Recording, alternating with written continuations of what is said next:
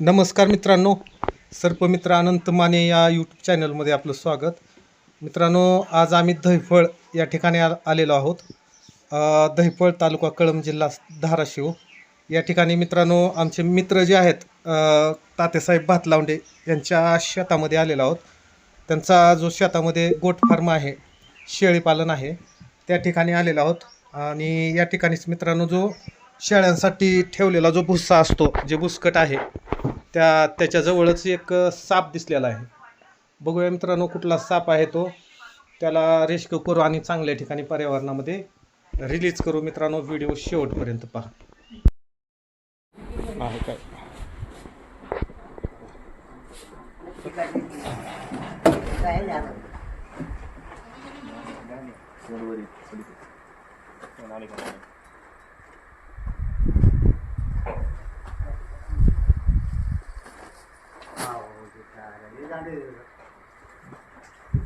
Sir का ते काची टाका बाजूला सर का बाजूला तुम्ही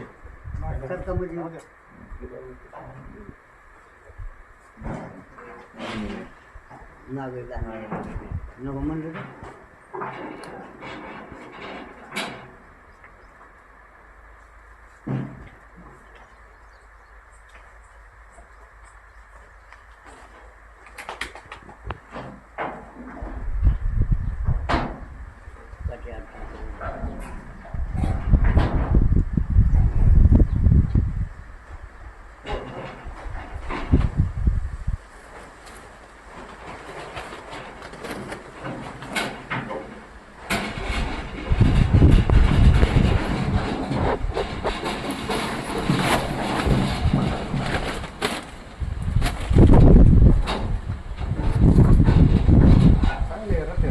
म्हणतोच म्हणलं बोलतो म्हणलं आता हे काय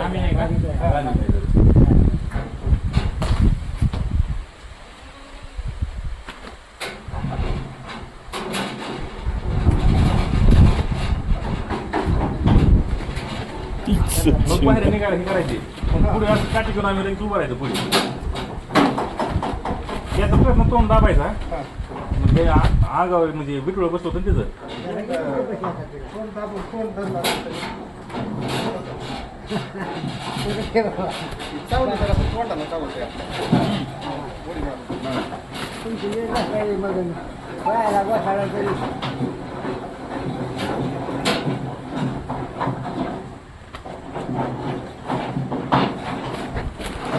पोतं फितं घेतो का?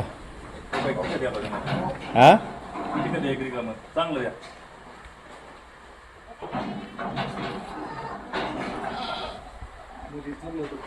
लई दिवस झाला आले योग आला योग चाला.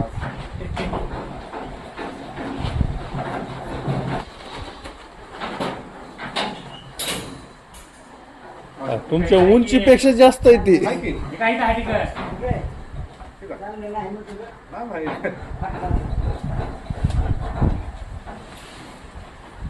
ती आडा घालायचं बघ ती बरं का ती. तेव्हा तेव्हा तेव्हा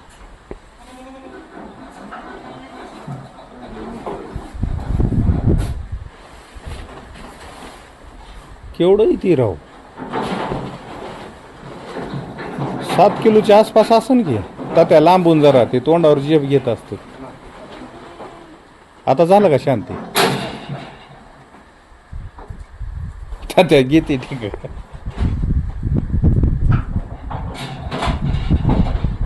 सामान आहे, बिगर विषारी आहे, घाबरायची गरज नाही.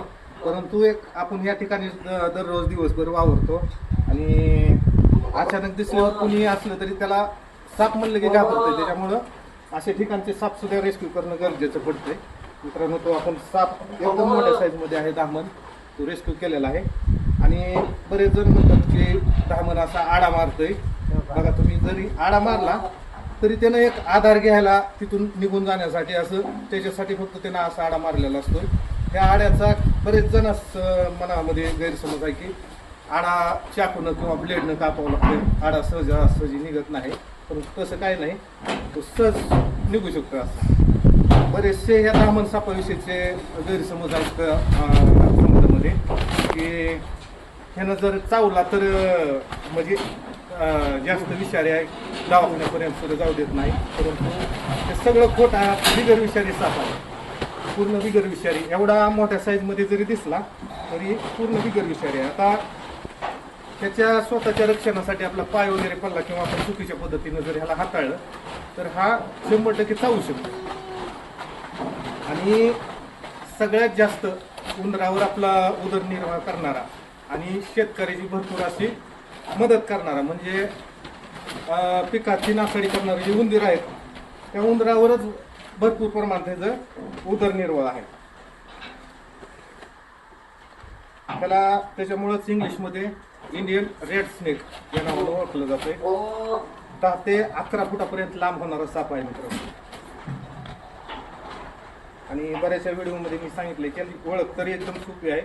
अशी जाळीदार नक्षी दिसते, शेपूट लांब आणि तोंडाचा भाग जो आहे तो शरीराच्या मानानं छोटा राहते. आणि जो नाग असतो विषारी नाग तो असा शेपटी आखूड असते आणि त्याचं तोंड मोठं असतं.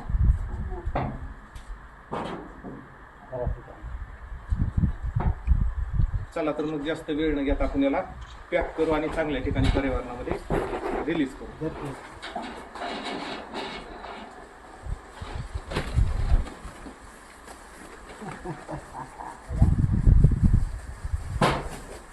काय आमची झाडच नसती झाली एखादी दोघांना, आम्हाला दोघांनी तर नसतं सापडली ती गावात. करू का?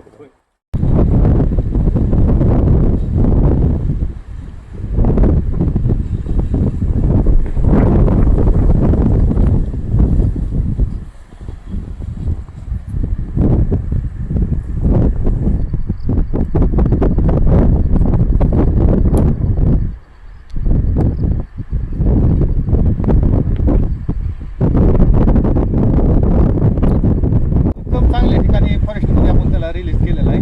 असे जरी साप दिसले तरी मारू नका आणि पकडायचा सुद्धा प्रयत्न करू नका. मित्रांनो, हा जर व्हिडिओ तुम्हाला आवडला तर नक्की लाईक करा, जास्तीत जास्त आपल्या मित्रांसोबत शेअर करा आणि असेच आमचे नवनवीन व्हिडिओ पाहण्यासाठी आमचा जो चॅनल आहे सर्पमित्र आनंद माने या चॅनलला जर तुम्ही सबस्क्राईब केलं नसेल तर